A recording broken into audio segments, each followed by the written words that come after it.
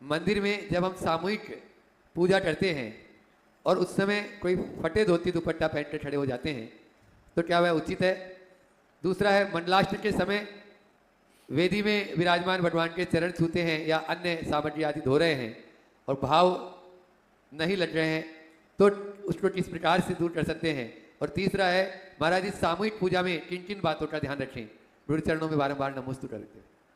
देखिए, मंदिर जी में पूजा आदि बिल्कुल व्यवस्थित होना, वस्त्र पूजा आदि के समय वस्त्र आदि व्यवस्थित होना चाहिए। फटे वस्त्र पहन करके पूजन नहीं करना चाहिए।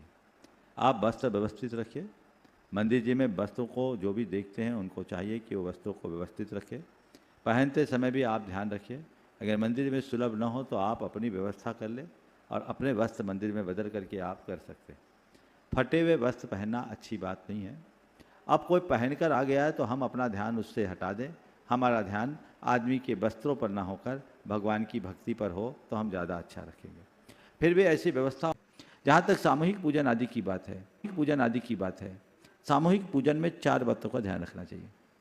पहली बात, लोगों को अनुशासन में रहना चाहिए, समयबद्ध होना चाहिए।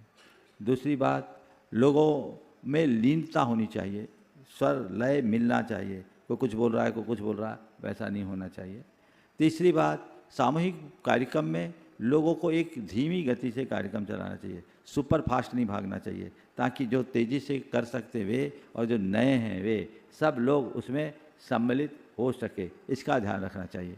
और चौथी बात, सामूहिक पूजा करते समय पूरा फोकस पूजन पर होना चाहिए, अन्य बातों पर कम होना चाहिए। कई बार जो विधान पूजन आदि कराते हैं उनके व्याख्यान ही इतने लंबे हो जाते हैं कि पूजा का वक्त ही नहीं लगता।